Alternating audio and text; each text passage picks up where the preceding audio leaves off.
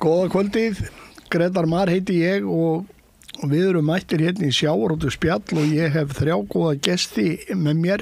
Eins og ofta áður hef ég Ólaf Jónsson, togaraskipstjóra og með mér og endaði reyndar sem handfæra sjómaður í síðustu dagana sem hann var á sjó, og Þóról Dagsson Keflavík og Jens Guðbjörnsson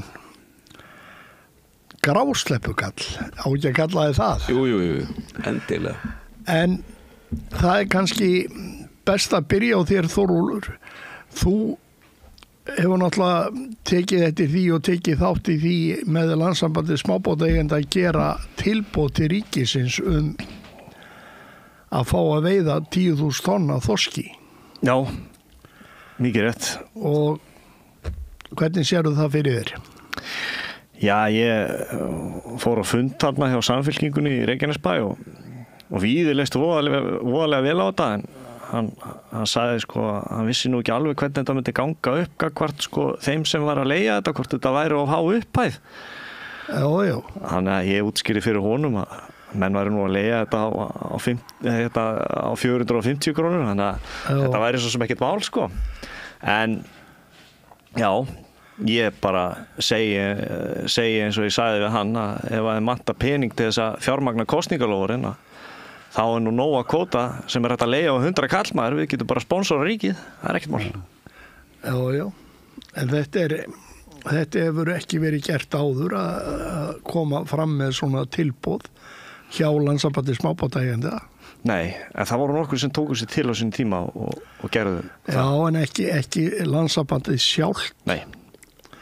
Þannig að það verður gaman að fylgjast með þessu ef þetta fær einhverja umræðu í kosningabaráttunni. Þetta á að fá Já. Það sem þeir þurfa að íta vel á þetta, því að þetta er bara nauðsynlegt inn í þessa dauðu umræðu sem núna. Meina, við búum við einokun á aflaheimildum.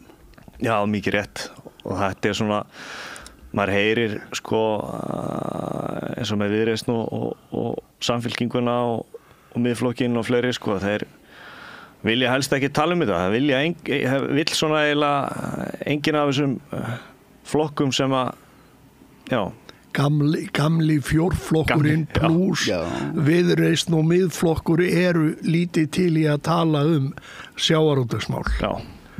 Það verður bara að segjast eins og Já. Menn þoraði ekki. Það er eitthvað sem það menn bara þoraði ekki að nefna þetta.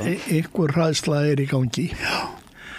En hérna, Jens, þú ert að grásleppu, og hvernig kemur kvótasetning á grásleppu við þig og grásleppu útgerða menn?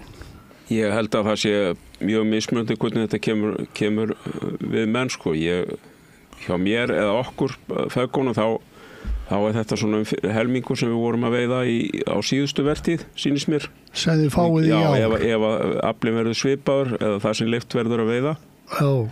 Þannig að það verður nauðsynlegt að örugglega kaupa sér eitthvað inn í þetta, tel ég, ef þetta verður. Kaupa þá veiði heimildir af öðrum? Já, ég held að verðum að gera það til að hafa. Þetta er of lítið til að gera bátinn út, finnst mér, Já. Verðið hefur líka verið á grásleppnum mjög lágt undanfarin ár. Já. Þannig að ég sé ekki annað. Það er reyndar hátt verð oft þegar þetta byrjar. Já, í byrjun, Ef það er fyrir páska. Já, ef það er fyrir páska, en við erum að veiða þetta aðalega eftir páska, Já. Eða höfum verið að því, við erum kannski breyta því líka, það getur verið. Já. En einhverja aðrar breytingar á þessu? Já, svo sá ég að það var komið reglugerð þarna, þar sem þeir banna okkur að vera með dýpri net heldur 12 möskva. 12 möskva á hæðina. Við höfum verið með 20, þannig að við þurfum að endurnýja öll veiðarfærin, og það eru örugglega einhverja par milljónir, 4-5 milljónir sem það kostar okkur. Já. Því að við erum að fá núna, við þurfum að panta þetta netin öll með löngum fyrirvara, og við erum að fá núna net sem við notum á næstu vertíð og ætluðum að nota næstu árin, þannig að þetta er bara hreint og beint tjón fyrir okkur. Og var einhver krafa frá einhverjum þetta? Var einhver... Ég hef ekki heyrt það sko. Ekki frá Hafrannsóknastofnun eða... Ég hef ekki heyrt neitt það. Það hlýtur nú náttúrulega að vera. Ég tel að þetta sé bara vitleysa sko. Já, maður hefði haldið það skipti nú ekki máli og sérstaklega þeirra búið að kvótasetja í hvað djúp netiðin eru djúp. Jú. Það er dálítið skondið. En hitt hann að mála að það eru nú alla líkur á því að þetta verði jafnvel dæmt ómerkt þessi nýju reglugerð. Heyri það í dag sko. Já, bara á sömu forsendum og kindakjötið. Að veri lægt inn í frumvarpið, en svo er náttúrulega, má ekki gleyma þeim þætti sem snýra atvinnufrelsinu sem að er í stjórnarskráni það að það má ekki setja lög og reglur að banna mönnum og takmarka atvinnufrelsi manna nema það sé ríka ástæða til þess og það sé almannaheill í hættu. Það er vandséð að það sé í þessu dæmi. Maður sér það ekki og veit ekki, og maður hefur ekki heyrt neina kröfur það að það þurfa að minnka veiðiheimildir eða mælingar eða neitt. Það er enga mælingar sem segja. Þannig að maður skilur ekki alveg ástæðunum fyrir þessum breytingum. En hvað segir þau það? Ég sko hef verið fylgjandi kvótanum fram til þetta, bara út af fyrirsjáanleikanum. Við erum búin að lenda eins og ég segi í því að þurfa að bera netin okkar aftur í land ef við ætlum að byrja og það lá við í sumar að þetta yrði stoppað á miðri vertíð. Þannig að ég hefði viljað náttúrulega helst hafa þetta bara eins og þetta var. Við veitum í 3 mánuði og það stóð alltaf heima. Það var ekkert verið að hringla í þessu neitt. Heldur var bara 3 mánaða vertíð og menn byrjuðu 20. apríl og voru fram á sumar. Já. En það er dálítið langt síðan því var breytt. Já. Alltaf með einhverjum afskiptasemi af þessu. Já. Sem að sér svo ekki ástæðu til því fiskgengdin af grásleppu hefur sáralítið breyst. Nei, eða ekkert. Það er alveg rétt. Þannig að þetta er svona ofstjórnun. Manni finnst það, já. Eins og reyndar á mörgum tegundum sem falla, sem að Hafrannsóknastofnun er að hræra í. Hann var hérna í síðasta þætti hjá mér, hann Artúr Bógason, og þar taldi hann upp tegundir sem var búið að kvótasetja og hvað þeim hafði farið aftur í veiði ráðgjöf til margra ára. Allar tegundir sem voru kvótabundnar og náttúrulega stæðsta dæmið að við erum að veiða 200.000 tonn af þorski í rúm en við vorum að veiða 400.000 tonn fyrir setningu kvótans. Yfir 400. Yfir 400, 450.000 tonn. Þannig að maður er að spurja hvort að það sé ekki þörf bara á því að taka vinnubrögð og fagleg vinnubrögð Hafrannsóknastofnunar algjörlega til endurskoðunar með það í huga að þetta sé ekki að ganga upp það sem þeir eru að gera og þurfa að gjörbreyta öllum vinnubrögðum.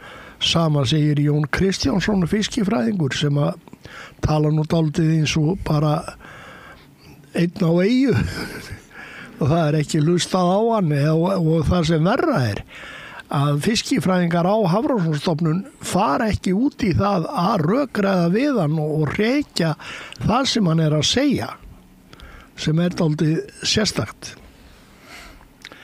En ég get nefnt þetta þarna í hversu mikið vitleysa þetta er þarna í Breiðafirðinum, þar sem ég endaði fyrir inn að hérna á Beitukóng að þarna var einhver gamall kvóti 700.000 tonn mátti veiða Beitukóng þarna, það var ekkert sett á skip, það bara mátti veiða Beitukóng og þetta var eini báturinn og svo hérna reyndar hérna síðasta ári þá tvöfaldaðist veiðin en það er ákveðið að setja kvóta og þá var gefið út 300 tonn af beitukóng. Þú ert átt við að hafi verið 700 tonna kóti fyrir. Bara einhver kóð og ég veit ekki hvernig hann kom.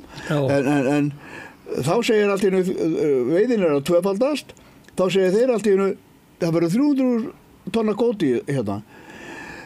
Þeir komu aldrei að skoða þetta. Við vorum með trossur með 100 gildrum í á hverju trossu. Þeir komu þarna vorið eftir, þeir fengu svona eina gildru og ef þú setur eina svona gildru í baugju þá hoppar hún bara og skoppar skilur út alla trissu og það alveg vonlaust, sko gildran verður að vera stöðuð í botninum þegar þú ert á gildru veiðum. Það bara vita allir sem eru að veiða í gildrun. En ég gerði klára eina dollu fyrir þá og þeir eru sennilega ennþá að dunda með hann einhvers staðar. En þeir hafa ekkert breytt þessum kóta 300 tonnum. En svona þetta. Þetta sama í hérna sæbjúunum, í úlkerjunum. Þetta alveg sama. Þeir gerðu engar rannsóknir eða neitt. Ekkert gert til þess að sýna fram á að kóti væri nauðsynlegur og að minnka svona veiðina. Sýndu ekkert fram á það. Nei. En þetta er ýmislegt sem maður hefði haldið að þyrfti að fara í gegnum almennilega að endur skoða vinnubröð Hafrannsóknastofnunar. Já, það er alveg. En þá er ég að tala í öllum tegundum. En Þórólfur, þú ert strandveiðisjómaður. Já, bara færakall. Færakall. Ég myndi ekki segja að ég byrjaði náttúrulega, ég byrjaði á strandveiðum á sinni tíma, sko, en mér finnst langskemmtilegast að eltast ufsan, sko. Það er mest spennandi, það er mest á sportið. Já. Svona hangaði við þorskinum og það, ég hef ekki þolinmæði niða, sko, það er ekki nóg mikið aksjón. En já, ég líka sitt í stjórn strandveiðifélagsins og við vorum líka að vinna með landssambandinu í sambandi við hérna kynningarefni. Já. Og hún Ruth sem að gerði hérna myndina Skuld. Já, trillu sjómennsku. Já, hún var einmitt í sumar að safna myndefni og þetta kemur bara rosalega vel út, sko. Það er hægt að sjá það á hérna, Strandveiðifélag Íslands á Facebook. Okay.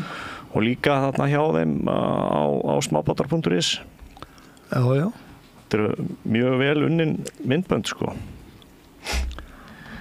Er það með þessu tilboði, tengist það tilboðinu, þessi nýju myndbönd? Nei, það var unnið, sko. Það var unnið þetta var allt unnið fyrir þetta tilboð, sko. Strandveiðarnar? Já, þetta var bara á meðan strandveiðar voru, sko.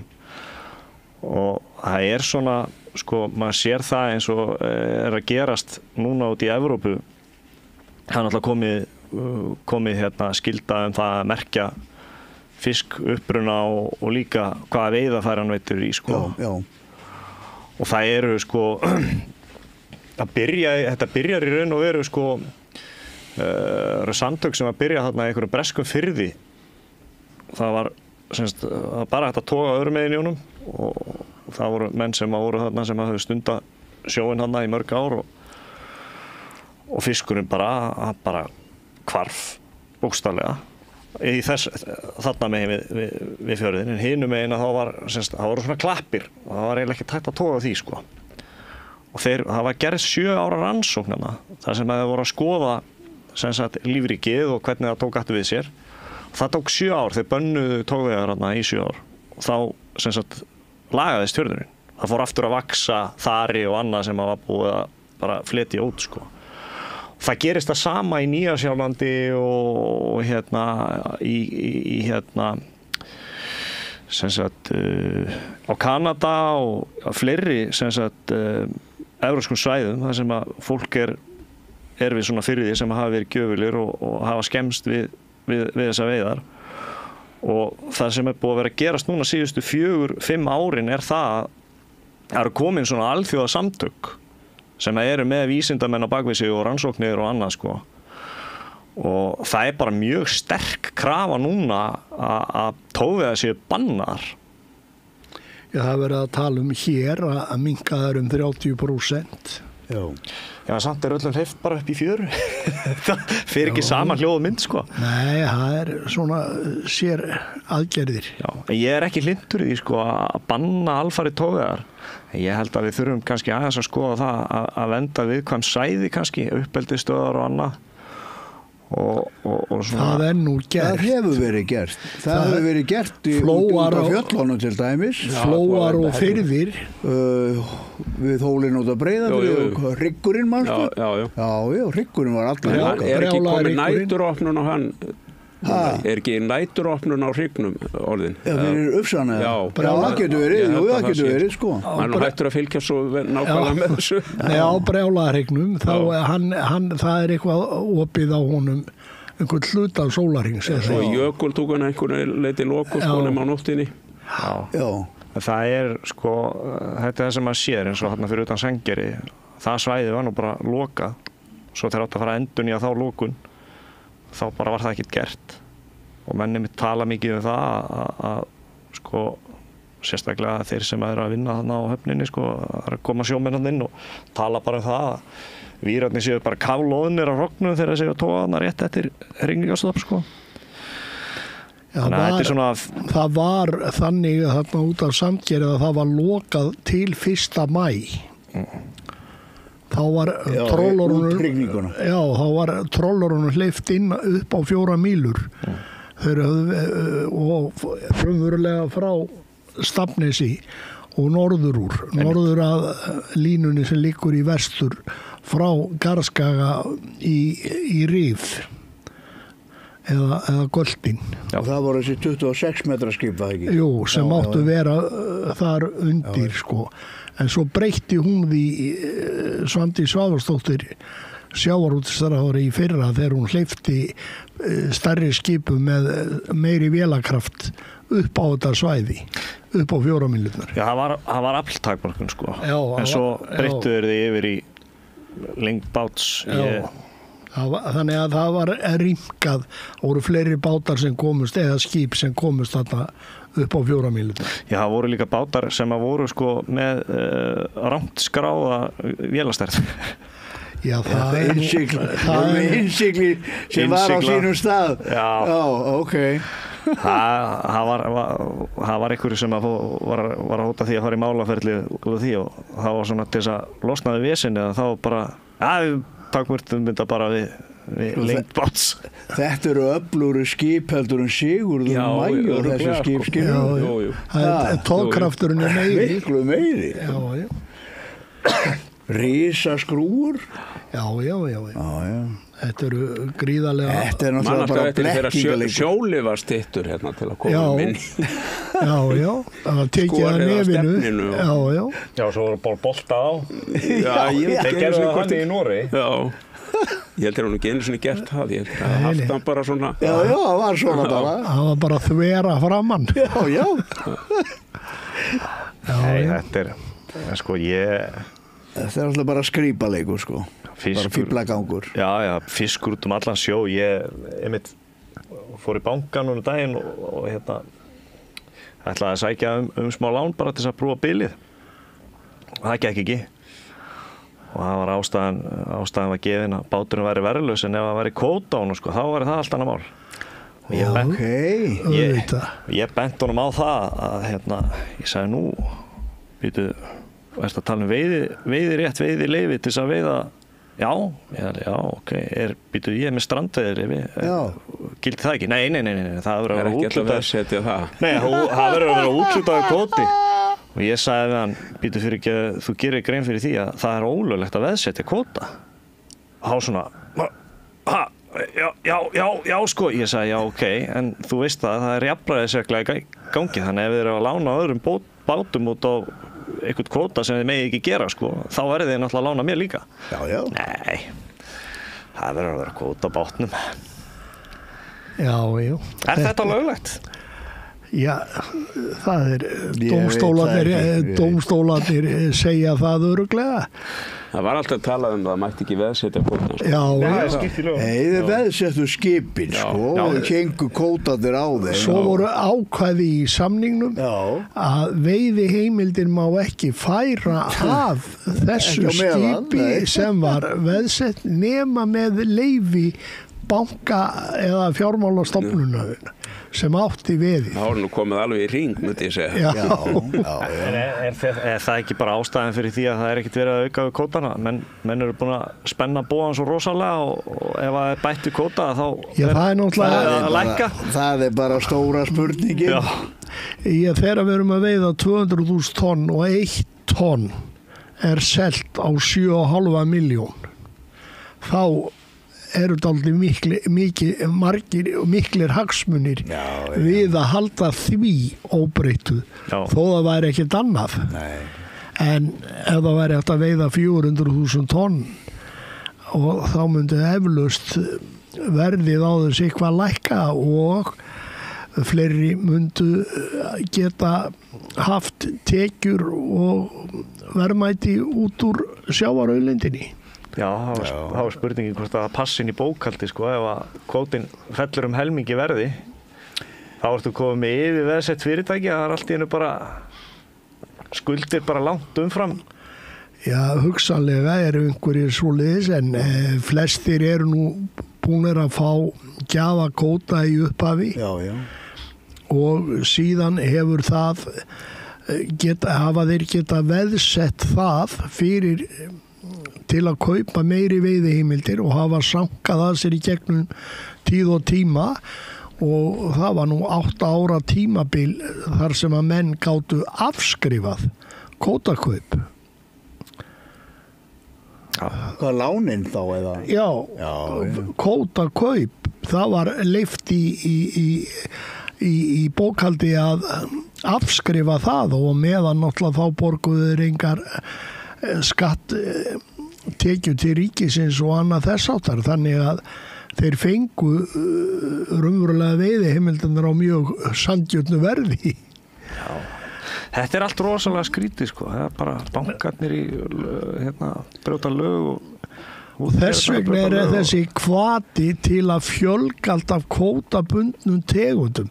Kannski skýt með grásleppuna því þeir eru nú ekki að gera mikið út á grásleppur þessu stóru en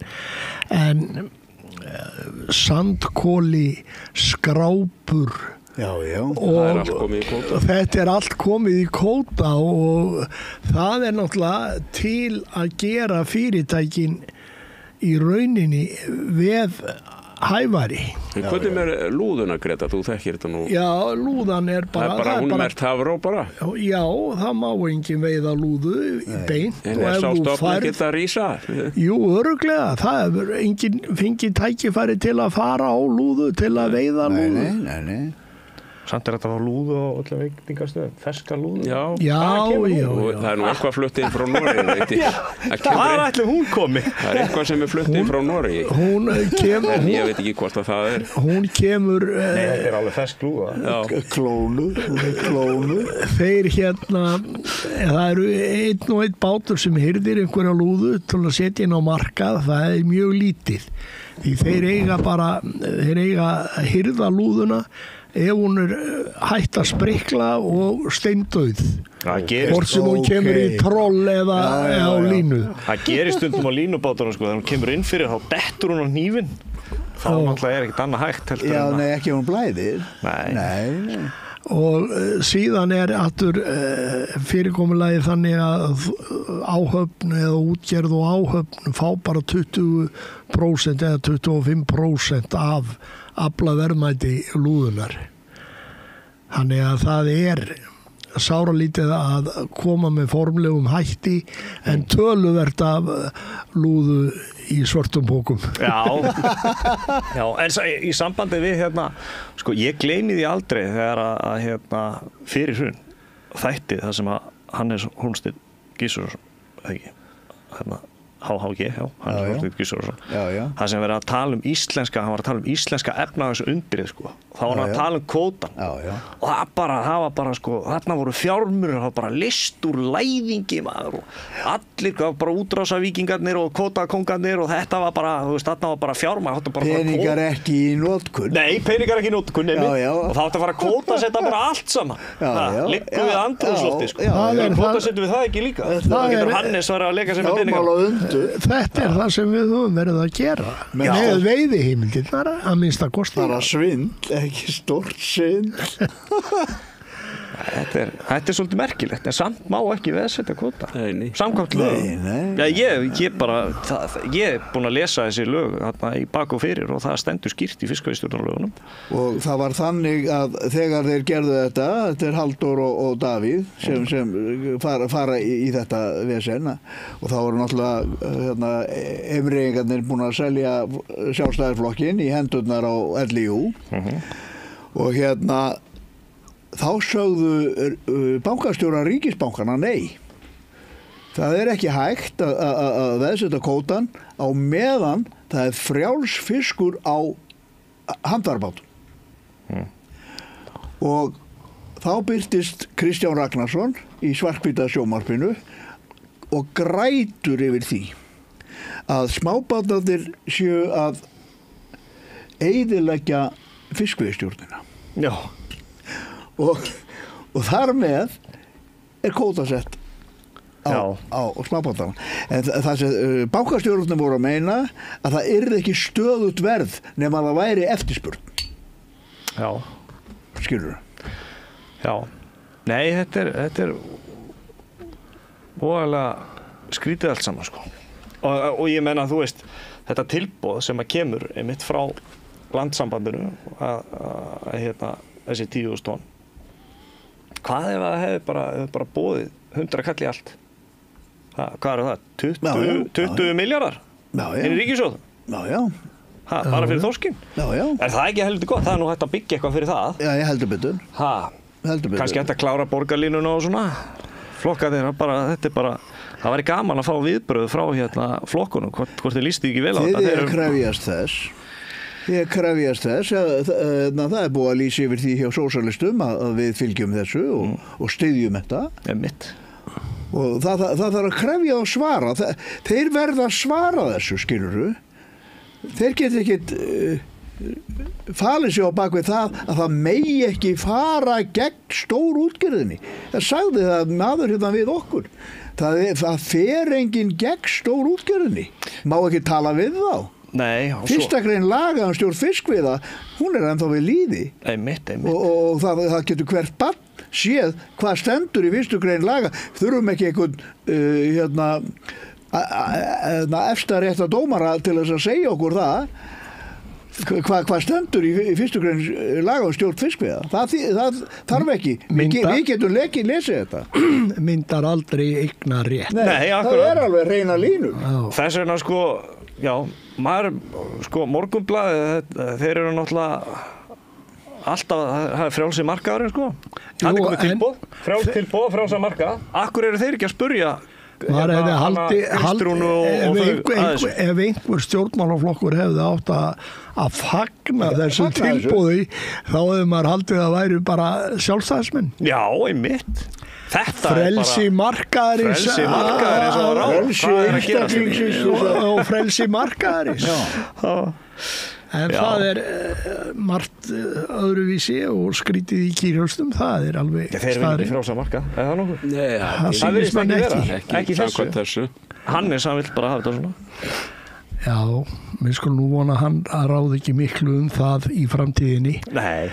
En þetta er nauðsynlegt náttúrulega núna að stjórnmálaflokkarnir verði rukkaðir hvað afstaða þeirra er til þessa gjörnings hjá Landssambands smábátaeigenda. Já, þetta ætti að vera fyrsta spurning bara í hverju kappræði. Ég er að segja það. Er alltaf spurt hvernig þetta fjármagna. Þið takið líka eftir því í þessar umræðu núna og í kosningabaráttunni að það er nánast ekkert verið að fjalla sjávarútvegsmál á einn eða neitt hátt. Það alveg augljóst. Það bara alveg augljóst. Það eins og þessi gert skapraðan á allt fætur til annarri. að þakka niður umræðu þetta. Já. Og þið hljótið náttúrulega að sjá það eins og ég og aðrir að þetta ekkert í umræðin. Þetta aðalatvinnugrein þjóðarinnar og við þurfum ekki að tala það hana í stjórnmálum í pólitík. Ferðamennskan hefur tekið við svona einhverju leyti? Jú, einhverju leyti en við megum ekki gleyma því. Ég svo oft búin að segja það að við byggðum upp Ísland síðustu 150 árin og við einu gjaldeyristekjurnar sem þjóðin hafði úr að moða við að leggja vegi hringinn í kringum landið heima og alla sveitabæi, rafvætum landið, símavætum landið, byggðum sjúkrahús hringinn í kringum landið og restum risavirkjanir, héraðs skóla og heimavistaskóla og bara hringinn í kringum landið og flugvelli og allt sem við höfum gert. Þetta við höfðum engar aðrar gjaldeyristekjur til að gera þetta heldur en af sjávarútvegi og við byggðum eftir kreppuna 1930 þá byggðum við sjúkrahús og fórum létt með það helmingi fljótari heldur við erum að rembast við að gera í dag. Það margsins búið stíga á bremsuna í honum. Já. En þetta dálítið skondið að upplifa þetta og mér finnst vanta í þingmenn sem eru í dag að þeir skilji ekki og viti ekki hvernig hægt að ná meiri bara gjaldeyristekjum fyrir þjóðina út úr sjávarútvegi bæði varðandi meiri samkeppni og fá hærri verð upp úr sjó og allan fiskinn á fiskmarkað og annað í þeim dúr og kom í veg fyrir það að menn sé að selja dótturfyrirtækjum sínum ellendis fyrir eitthvað X verð sem aldrei kemur í skúffuna hérna hjá ríkinu. Einmitt. En þetta náttúrulega bara mínar skoðanir. Já. Þó ég viti það að ég á marga... Takk eftir því að heimsmarkaðsverð á þorski hefur þrefaldast frá því kvótakerfið var sett á. Heimsmarkaðsverð á þorski kemur okkur ekkert við, það er bara heimsmarkaðsverð hefur þrefaldast frá því að við gerðum þetta, lögðum alla þessa vegi og allt. Þjóðin hefur minna milli handana í dag en hún hafði þá. Já, það eru bara örfáar fjölskyldur til þess að gera sem hirða allan arðinn af íslensku sjávarútvegi og við eigum auðkýfinga á heimsmælikvarða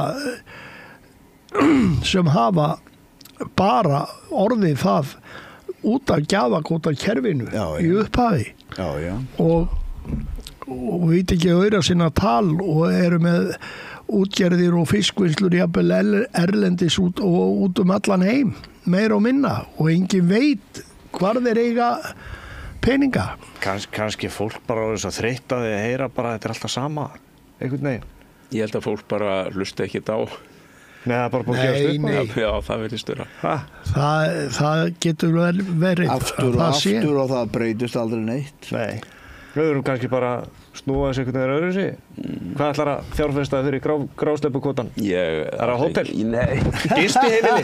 Ekki, ég fara með nú bara að veiða áfram, sko. Já. Maður vill bara fá að veiða, skilur du, en menn fá það ekki lengur einu sinni. Þú voru að hringja Hannes og spurja, hann veit mikið það, hvernig á að leysa þessa peninga á læðingi. Já, er ekki Hannes alveg hættur að spyrja í þessu. Hvað ætlar að gera við grásleppupeningana?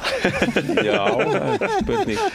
Nei, það eru nokkri sem eru búin að taka svona, eldri menn sem eru búin að taka nokkra hringi í þessu kerfi. En, já, ég veit það ekki. Ég tók þátt í kvótakerfinu gamla, sko, og hérna, við fengum nú litla úthlutun en við keyptum okkur inn í það og seldum okkur svo út úr því aftur. Já, þetta besti lífeyrissjóður sem getur búið til. Við fengum nú bara svipa og við keyptum það á sko. Já. Það voru misjafnt. Það var ekki mikið hlagnara þeirri. Nei, það náttúrulega ekkert skrítið að fullorðin menn, ef þeir eiga kóta og vilja losa sig við kótan, þeir treysta sér ekki sjálfur til að stunda veiðar. Auðvitað eru þeir ekkert að slá hendi á móti því að geta selt eitthvað. En það kannski jafn vittlust fyrir þjóðfélagið að bjóða þeim upp á það. Já. Það getur engin ásaka menn fyrir að lifa með þessu. Nei. Þeir hafa ekki að menn verða að gera möguleika. Þeir verða að lifa með þessu. Það er ekki... Við gáfumst nú aðalega upp út að þegar þeir breyttu riðlinu sko. Við vorum alltaf að veitum bara stóra fiskinn, vorum með 9,5 tómmu riðil. Svo var banna þarna á tímabili að vera með nema 8 tómmu. Já, alveg rétt. Þá fengum við svo miklu smærri fisk, þannig að það var bara kom illa út sko. Já. Þetta er örugglega. Við vorum að leigja okkur heimildir sko til að laga þetta svona til. Já. Og leigðum þetta náttúrulega dýrt og þegar við fengum lágt verð fyrir það þá bara borgaði sig. Voruð að róa þá úr Hafnarfirði það? Já. Nei, það er bara eiginlega öll netaveiði, bara lagst af. Já, að mestu sko. Já. Þetta er orðið svo rosalega erfitt. Það eru sára fáir bátar. Já. Ég held að sé engin netabátur í Grindavík í dag. Sé allir hættir. Og ekki margir í Sandgerði og hvort það eru 2 eða 3 í Keflavík. En hvernig það, Grétar, verðið á fiskinu? Það var svo hátt á stóra fiskinu, það ennþá? Það er ennþá. Já. Það er góður netafiskur, sko, svo hefur náttúrulega netaveiðar hafa þróast rosalega mikið. Já.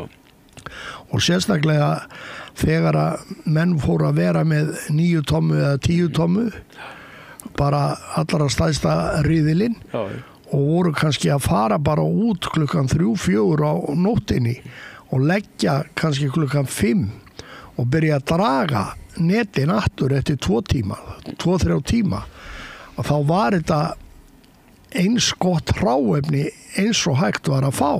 Allt spriklandi fiskur. En auðvitað er þetta ekki alltaf hægt, en þetta er alltaf að verða lengri og lengri tími sem menn er að gera þetta svona. Að láta netin liggja nógu stutt. Jú. Og það náttúrulega gefur það auga leiða að hráefnið er eins flott eins og það getur verið. Já, sko. Það er það. Og sérstaklega tala nú ekki þegar menn svo jafnvel blóðga fiskinn bara þegar hann kemur í land og tæma blóð úr honum bara í vatni, rennandi vatni sko, til að fá hann sem hvítastan. Þetta eru svona ýmis triks í þessu eins og öðru.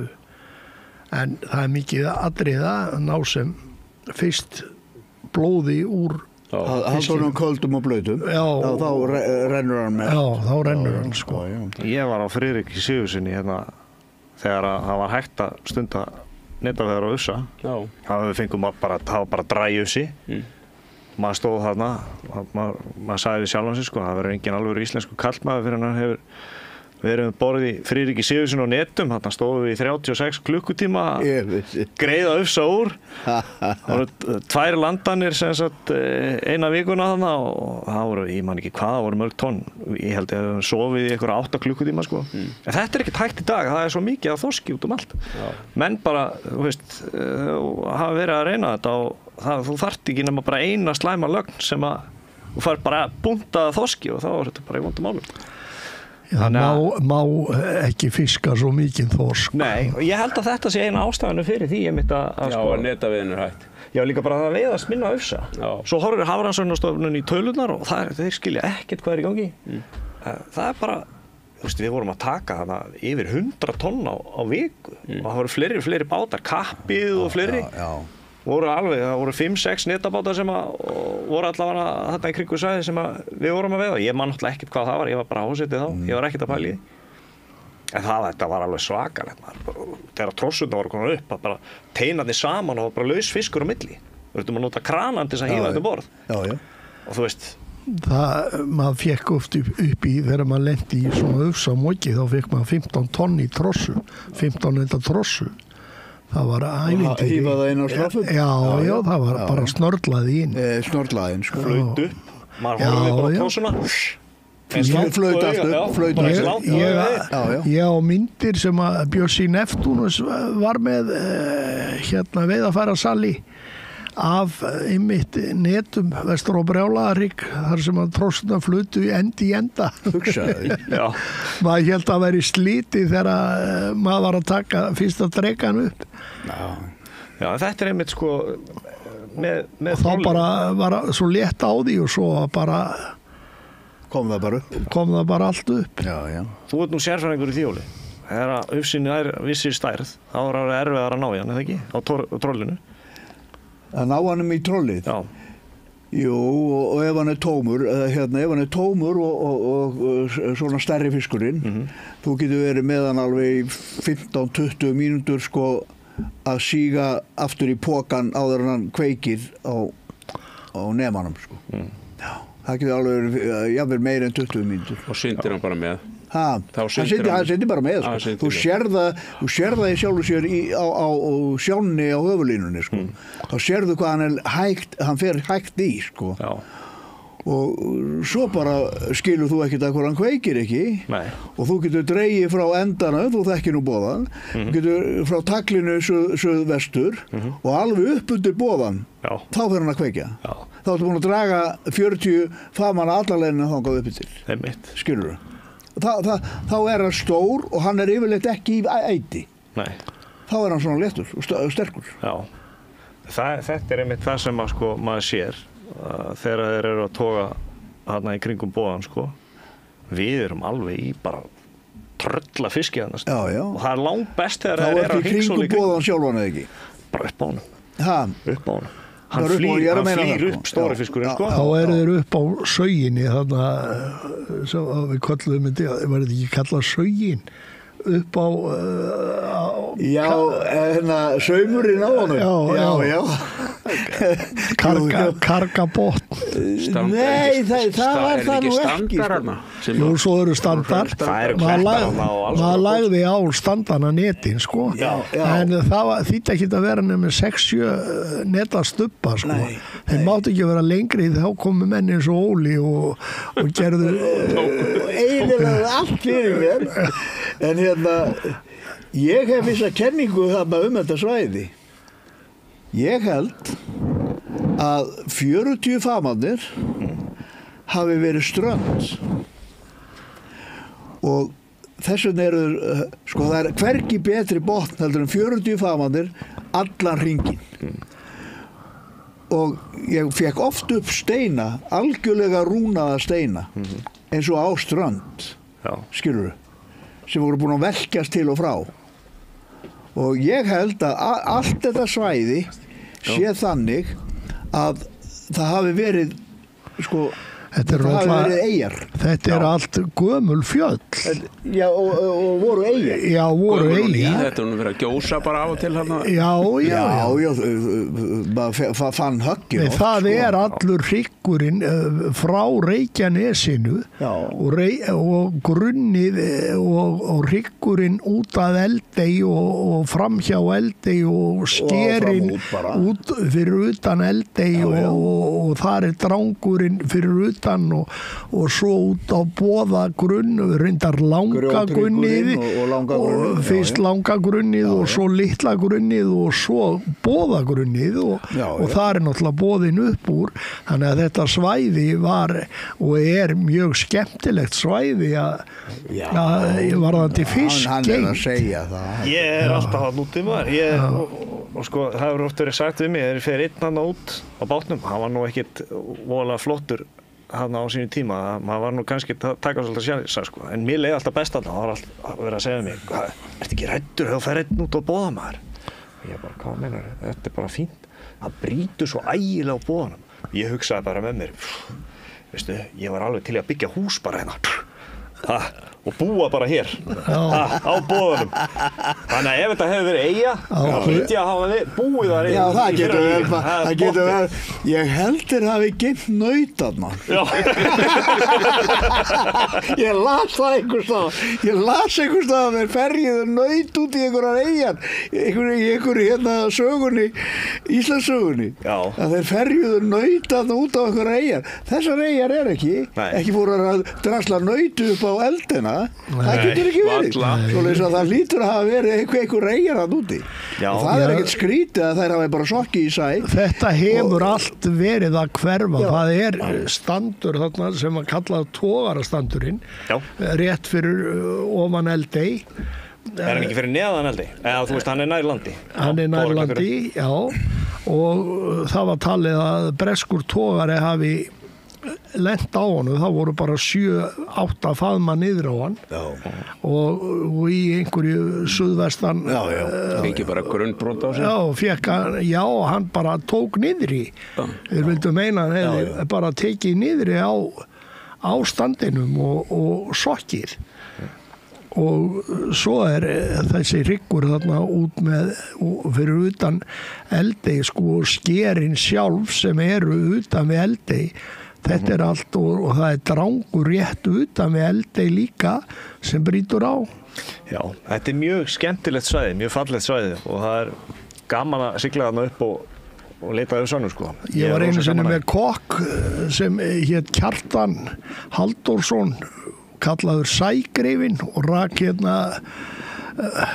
búllu vestur í bæ. Ég kannast við hann. Já. Kannast við hann. Og hann kom inn í sinni uppi þegar ég var að keyra út á sker að fara að draga og kemur hann upp og segir hvaða læti eru þarna og ég sagði, sérðu það ekki maður? Þetta eru hvalir í samförum og hann hljóp beint niður í Borsal og sagði strákonum það að það veru hvalir í samförum þarna rétt við eldina. Ég þurfti að passa hann að hann ekki drepinn á eftir. Þeir sá að þetta var bara sker en ekki hvalir að eila sig. Nei, þetta svona... Það einmitt sko, ef maður kemur hana og maður að leita eftir hval, það oft mjög mikið að hvala þá vilja skerin stundum plata mann sko. Já. En svo líka bara súlan, þú veist, maður með súluna, þetta rosa gaman. Þetta svona grásleppi? Já, það ekki, jú, maður sér hvali og skotan hérna úti sko. Lendi súlukasti á grásleppinu? Nei, það ekki, súlan var ekki, hún nýfarin að vera þarna inni sko, inn í Flóa. Hún var aldrei þarna í gamla daga sko. En ég held bara að stofnin að stækka það mikið að hún farin að sækja inn í Flóan sko. Já. Þannig að maður verður ágætlega að vara við hann tilkomið mikill fugl sko, þegar hann stingur sér en svo stríðsvél kemur niður. Það er rosa gaman að vera bara stór og mikill fugl. Siglir inn í háhyrningsvöðuna hægt, eða þú veist þegar hann að éta sko, maður bara passa sig hvernig maður gerir það.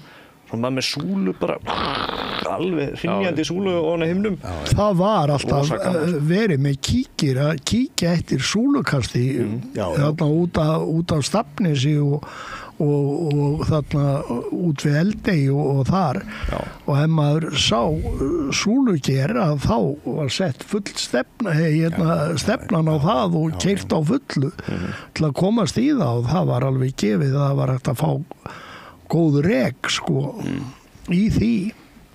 Það merkilegasta sem ég hef séð í þessu strákar, það í Röstinni. Það var eitt kvöldið. Það var búinn að segja mér, hann sagði mér, Þórður, ég ætla að vona það að einhvern tímann á lífsleiðinni þá upplifir þú stökkvandi stórhúsa í Röstinni. Og ég var svona, stökkvandi stórhúsa, þetta eitthvað sem hefur gerst bara. Og svo eitt kvöldið þá bara gerist það. Og það var bara all Rösti. Stökkvandi hann bara stökk upp úr sjónum. Og súlan að stinga sér á móti, það bara skrýtaði ekki árekstur þarna, ufsi súla bara í miðju lofti.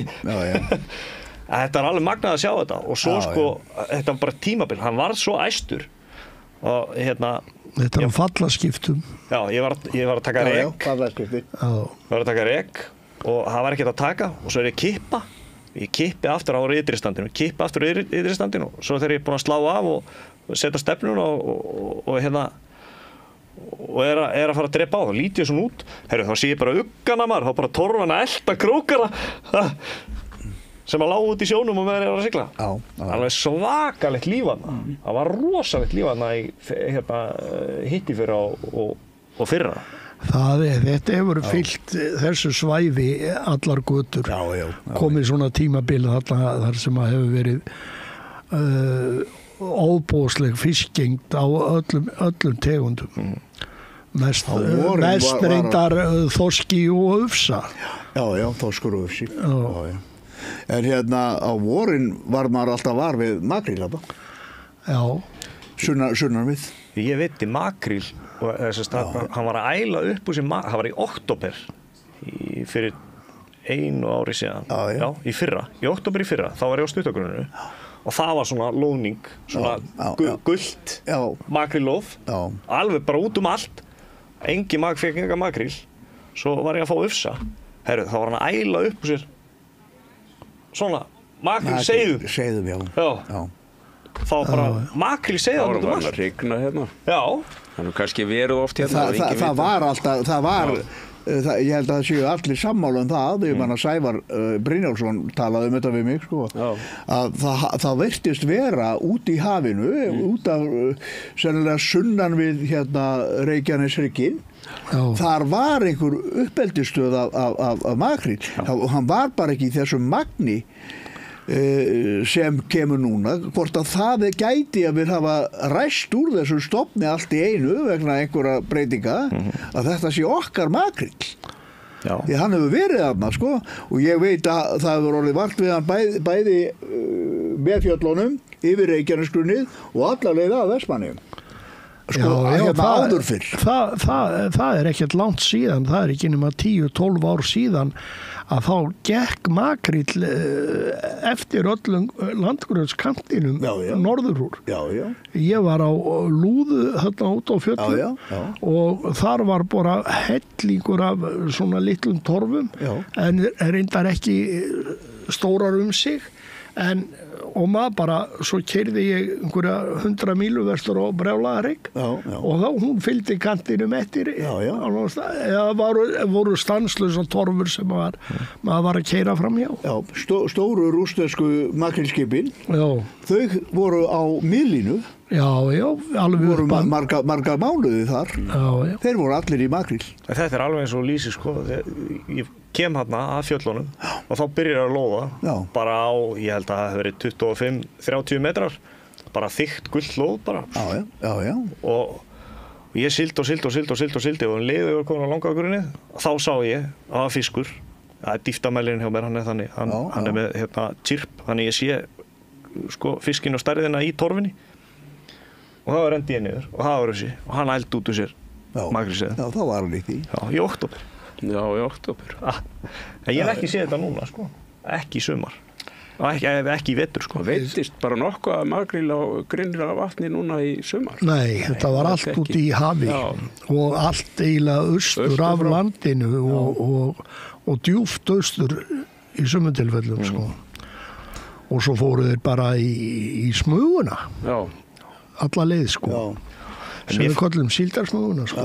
Mér finnst það samt, sko, mér finnst svo sorglegt. Nú ég náttúrulega, sko, ég fer á ufsa og að veiða ufsa.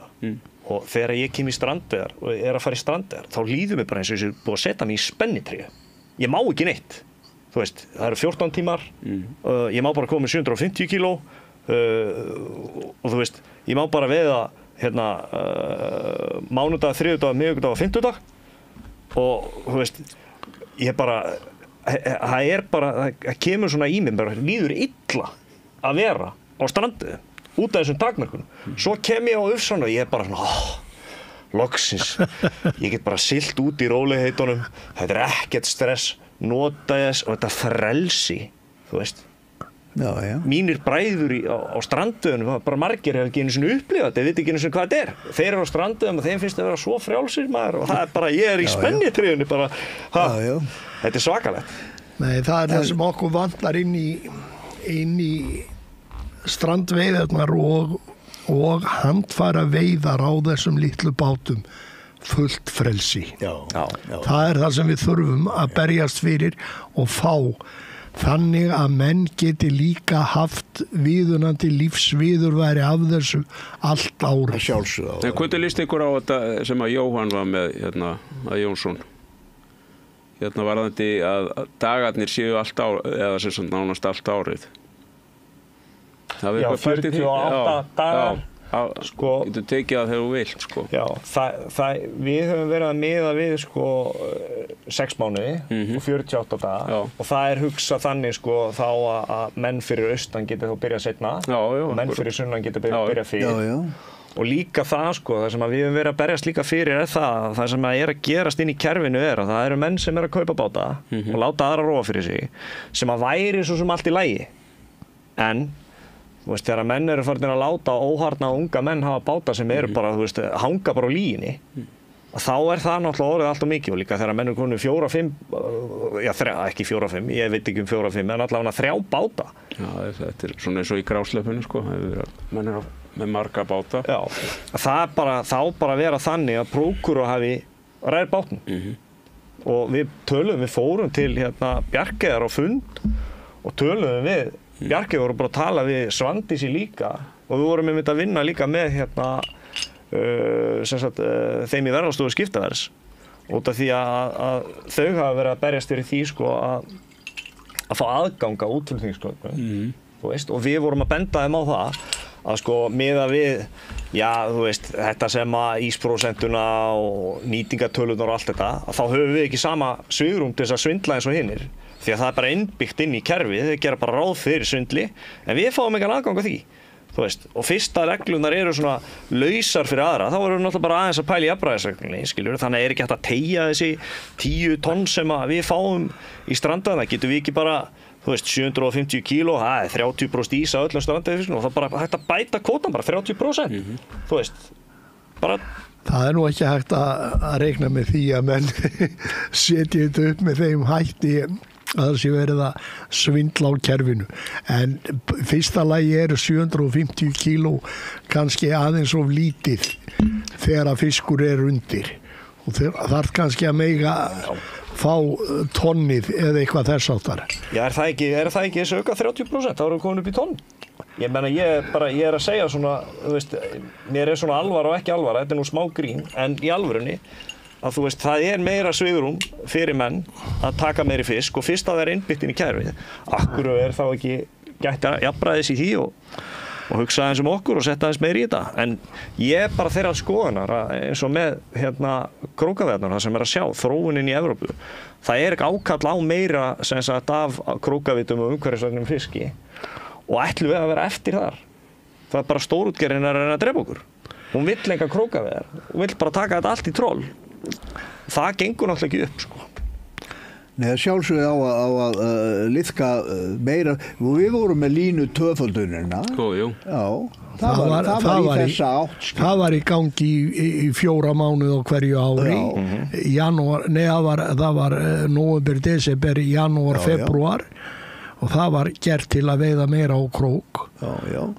Og skapa meiri vinnu í landi við að beita og annað þess áttar.